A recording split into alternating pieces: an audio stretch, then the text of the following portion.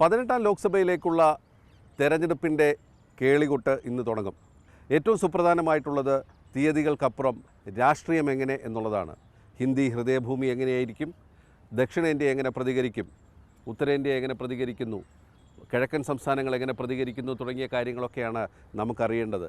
നമുക്കെല്ലാവർക്കും അറിയാം, ഇതിൻ്റെ തൊട്ട് മുമ്പ് നടന്ന സെമി ഫൈനൽ, അതായത് ഹിന്ദി ഹൃദയഭൂമിയിൽ നടന്ന തെരഞ്ഞെടുപ്പിൽ മധ്യപ്രദേശിലും രാജസ്ഥാനിലും ഛത്തീസ്ഗഡിലും പ്രതീക്ഷിച്ച പോലെ കോൺഗ്രസിനും ഇന്ത്യ സഖ്യത്തിനും വലിയ നേട്ടമൊന്നും ഉണ്ടായില്ല എന്നുള്ളതാണ് അതിലെ സത്യം. ദക്ഷിണേന്ത്യയിൽ കോൺഗ്രസിനും ഇന്ത്യ സഖ്യത്തിനും വലിയ നേട്ടമുണ്ടാകുമെന്ന് പ്രതീക്ഷിക്കപ്പെടുന്നു. മഹാരാഷ്ട്ര അടങ്ങുന്ന ഗുജറാത്ത് അടങ്ങുന്ന മേഖലകളിലും BJPക്ക് നേട്ടമുണ്ടാകുമോ എന്നാണ് കണ്ടറിയേണ്ടത്. കിഴക്കൻ സംസ്ഥാനങ്ങൾ എങ്ങനെ പ്രതികരിക്കും, അത് നമുക്കിപ്പോഴൊന്ന് ചർച്ച ചെയ്യാം. ബാലു, ഹിന്ദി ഹൃദയഭൂമി എങ്ങനെയായിരിക്കും എന്നുള്ളതാണ് ഇത്തവണ ഏറ്റവും സുപ്രധാനമായ കാര്യം. 3 സംസ്ഥാനങ്ങളിൽ നിന്ന് ഏകദേശം 150 സീറ്റുകളിലധികം വരുന്നുണ്ട്. BJPയെ സംബന്ധിച്ചിടത്തോളം ഏറ്റവും നിർണായകമായ 3 സ്ഥലങ്ങളാണ് ഉത്തർപ്രദേശ്, മധ്യപ്രദേശ്, രാജസ്ഥാൻ, അതുപോലെ തന്നെ ഛത്തീസ്ഗഡ്. ഇവിടെ നിന്ന് അവർക്ക് കൂടുതൽ സീറ്റ് നേടാൻ കഴിഞ്ഞാൽ ബാക്കി അവർ എവിടെന്നെങ്കിലുമൊക്കെ ഒപ്പിക്കാം എന്നുള്ളൊരു കണക്ക് കൂട്ടലാണ് BJPക്കുള്ളത്.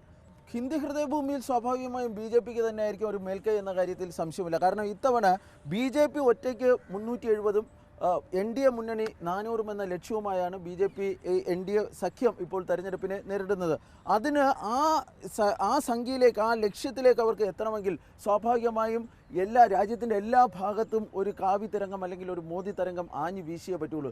അതിലേറ്റവും കൂടുതൽ, അതായത് ഈ ഹിന്ദി ഹൃദയഭൂമിയിൽ നിന്ന് ഒരു സീറ്റ് പോലും ഈ പ്രതിപക്ഷ മുന്നണിക്ക് ലഭിക്കരുതെന്ന ഒരു ആഗ്രഹം സ്വാഭാവികമായും BJPയെ സംബന്ധിച്ചിടത്തോളം ഉണ്ടാകും. ഇത്തവണത്തെ തെരഞ്ഞെടുപ്പിൽ ബസന്ത് ഞാൻ കാണുന്ന ഏറ്റവും വലിയൊരു പ്രത്യേകത, ഈ പണ്ഡിറ്റ് നെഹ്റു മാത്രമാണ് ഇതിനു മുമ്പ് 3 തവണ തുടർച്ചയായി വിജയിച്ചിട്ടുള്ളത്. ഇത്തവണത്തെ ആ വിജയം നരേന്ദ്രമോദിക്ക് ഉണ്ടാകുകയാണെങ്കിൽ ഈ നെഹ്റുവിൻ്റെ റെക്കോർഡിനൊപ്പം മോദി എത്തുന്നതായിരിക്കും. ഈ 400-ൽ എത്തുമോ എത്തില്ലയോ എന്നുള്ള ഇതിനേക്കാൾ ഉപരിയായി നെഹ്റുവിൻ്റെ റെക്കോർഡിനൊപ്പം മോദിക്ക് എത്താൻ വേണ്ടി കഴിയുമോ ഇല്ലയോ എന്നതാണ് ഏറ്റവും പ്രധാനമായും ഞാൻ കാണുന്ന ഒരു കാര്യം. ഉത്തർപ്രദേശാണ് ഏറ്റവും നിർണായകമായി വരുന്നത്. 80 സീറ്റുകൾ.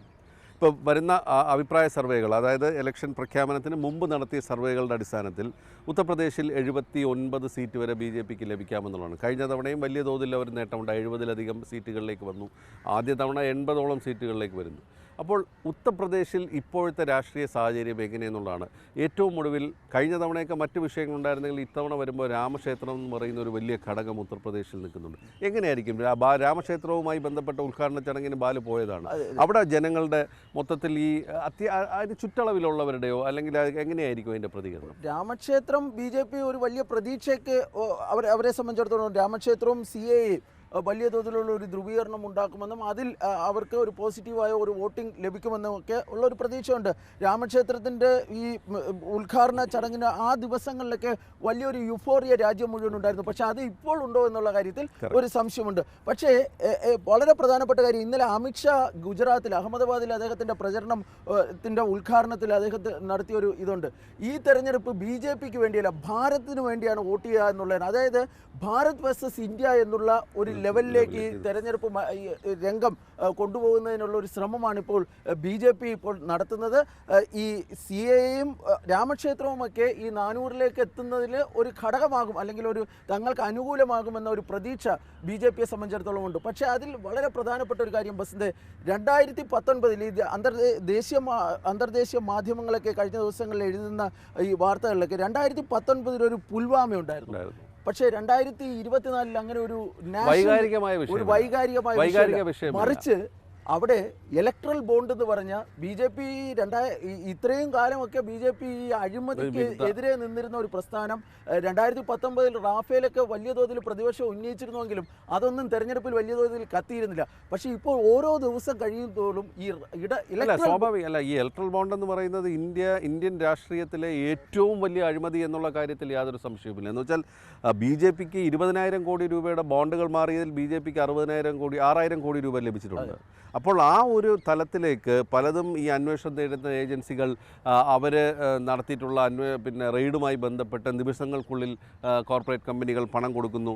ഈവൻ നമുക്ക് കേരളത്തിലൊക്കെ തന്നെ പരിചിതമായ ലോട്ടറി രാജാവ് എന്നറിയപ്പെടുന്ന സാന്റിയാഗോ മാർട്ടിൻ ഏറ്റവും കൂടുതൽ പണം നൽകിയിരിക്കുന്നു. അപ്പോൾ ഇത് സ്വാഭാവികമായിട്ടും BJPയുടെ ഈ അഴിമതി വിരുദ്ധ മുഖം ഇല്ലാതായി എന്നുള്ളൊരു വലിയ സത്യമാണ്. പക്ഷേ അവിടെയും ഒരു ഘടകമുള്ളത് കോൺഗ്രസ് അടക്കമുള്ള പാർട്ടികൾക്കും പണം കിട്ടിയിരിക്കുന്നു എന്നുള്ളതാണ്. അത് ഈ പറയുന്ന അവർക്ക് അധികാരത്തിലുണ്ടായിരുന്ന സ്ഥലങ്ങളിൽ നിന്ന് അവർക്ക് ലഭിച്ചതാണ്. ഇപ്പം രണ്ടാം സ്ഥാനത്ത് വന്നിരിക്കുന്ന തൃണമൂൽ കോൺഗ്രസ് ആണ്, ഒരു പ്രാദേശിക കക്ഷിയാണ്. BJPക്ക് ശേഷം ഏറ്റവും കൂടുതൽ പണം. പക്ഷേ അതിലൊരു കാര്യമുള്ളത്, ബംഗാളിലെ ഈ വലിയ കമ്പനികൾ ഹാൽദിയ എനർജി പോലുള്ള ഖേത്താൻ കുടുംബത്തിൻ്റെ കെവൻഡർ ഗ്രൂപ്പ് ഇവരൊക്കെയാണ് പണം നൽകിയത്. അപ്പോൾ ഈ അഴിമതി എന്ന് പറയുന്നത് ഞങ്ങൾ മാത്രമല്ല നിങ്ങളും ചെയ്യുന്നു എന്നുള്ള ഒരു പൊതുവൽക്കരണത്തിന് മാത്രമേ BJPക്ക് വഴിയുള്ളൂ. പ്രധാനപ്പെട്ട ഒരു കാര്യം, കഴിഞ്ഞ 2-3 ദിവസമായിട്ട് ഈ അന്തർദേശീയ മാധ്യമങ്ങളുടെ റിപ്പോർട്ടുകൾ ശ്രദ്ധിച്ചിട്ടില്ലേ? ഈ ഇന്ത്യൻ മാധ്യമങ്ങളൊക്കെ ഒരു വലിയ BJP തരംഗമെന്ന് പറയുമ്പോൾ അവരതിനകത്ത് കുറച്ച് സ്കെപ്റ്റിക്കലായിട്ടാണ് അവരുടെ റിപ്പോർട്ടുകൾ വരുന്നത്. അല്ല, മാത്രമല്ല ഇന്ന് മറ്റതുണ്ട്, അദാനിക്കെതിരെ അമേരിക്കയിൽ അന്വേഷണം പ്രഖ്യാപിച്ചു എന്നുള്ളതുണ്ട്. അപ്പോൾ അത് ഒരു സൂചനയാണ്. എന്ന് വെച്ചാൽ ഒരു പക്ഷേ നമ്മൾ കാണുന്നതിനപ്പുറമുള്ള മറ്റെന്തെങ്കിലും താഴെത്തട്ടിലുണ്ടോ എന്നറിയില്ല. പക്ഷേ ദക്ഷിണേന്ത്യയിലേക്ക് പോകുമ്പോൾ കാര്യങ്ങൾ മാറുന്നു. കോൺഗ്രസിന് അനുകൂലമായ, ഇന്ത്യ സഖ്യത്തിന് അനുകൂലമായ സാഹചര്യമുണ്ട്. എന്താണ് ദക്ഷിണേന്ത്യയിൽ കൂടുതൽ താമരകൾ വിരിഞ്ഞാൽ മാത്രമേ ഈ 380 കഴിയാൻ വേണ്ടി BJPയെ സംബന്ധിച്ചിടത്തോളം സാധിക്കുള്ളൂ. പക്ഷേ നിലവിലെ സാഹചര്യത്തിൽ കേരളത്തിൽ നിന്നും അതുപോലെ തന്നെ തമിഴ്നാട്ടിൽ നിന്നും കാര്യമായ പ്രതീക്ഷകളൊന്നും BJPയും വച്ചു പുലർത്തുന്നില്ല. പ്രധാനമന്ത്രി 2 അക്ക സംഖ്യ കേരളത്തിൽ ലഭിക്കുമെന്നൊക്കെ പറയുന്നുണ്ടെങ്കിലും BJPയും വലിയ തോതിലുള്ള പ്രതീക്ഷയില്ല. പക്ഷേ നമ്മളിവിടെ ഏറ്റവും പ്രധാനപ്പെട്ട 2 സംസ്ഥാനങ്ങൾ വളരെ കീനായി നോക്കേണ്ടതാണ്. ഒന്ന് കർണാടക, 2 ഈ ആന്ധ്ര. ഈ 2 സംസ്ഥാനങ്ങളിലും അതിനോടൊപ്പം തന്നെ തെലങ്കാനയിൽ ഇന്നലെ BRS നേതാവിൻ്റെ കവിതയെ അറസ്റ്റ് ചെയ്തു. അത് ഏത് തരത്തിൽ തെരഞ്ഞെടുപ്പിനെ ബാധിക്കും? ഇന്നലെ തന്നെ BS യെദ്യൂരപ്പയ്ക്കെതിരെ കർണാടകയിൽ ഒരു വലിയ കേസ് വന്നു. അത് ഏത് തരത്തിൽ ഇനി തെരഞ്ഞെടുപ്പിനെ സ്വാധീനിക്കും? ഇതൊക്കെ ഉണ്ട്. ഈ മല്ലികാർജ്ജുന ഖാർഗെ തന്നെ ഈ ദക്ഷിണേന്ത്യൻ സംസ്ഥാനങ്ങളിലെ കോൺഗ്രസ് നേതാക്കളുടെ യോഗത്തിൽ പറഞ്ഞത് പരമാവധി 70 സീറ്റ്, ഏറ്റവും കുറഞ്ഞത് 70 സീറ്റ് ദക്ഷിണേന്ത്യയിൽ നിന്ന് കോൺഗ്രസ് കരസ്ഥമാക്കണമെന്ന ഒരു ലക്ഷ്യമായിരുന്നു അവർക്കുണ്ടായിരുന്നത്. കോൺഗ്രസ് ഏറ്റവും കൂടുതൽ പ്രതീക്ഷ വച്ചു പുലർത്തുന്നത് ദക്ഷിണേന്ത്യയിൽ. ബംഗാളിൽ ഇപ്പോൾ ഏറ്റവും പുതുതായി ലഭിക്കുന്ന വിവരമനുസരിച്ച് കട്ടയ്ക്കുള്ള മത്സരമാണ് ബംഗാളിൽ ഈ സർവേകൾ പ്രവചിക്കുന്നത്.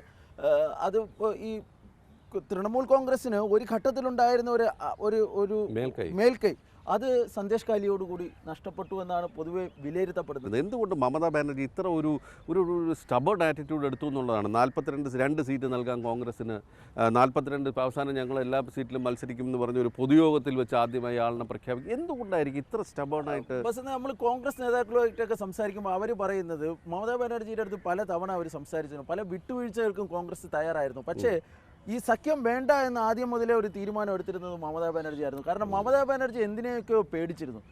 ഒരിക്കൽ പോലും ഈ സഖ്യം യാഥാർത്ഥ്യമാകരുത് ഉള്ള ഒരു നിലപാട് മമതാ ബാനർജിക്ക് ഉണ്ടായിരുന്നു. ഏതായാലും കാത്തിരിക്കാം.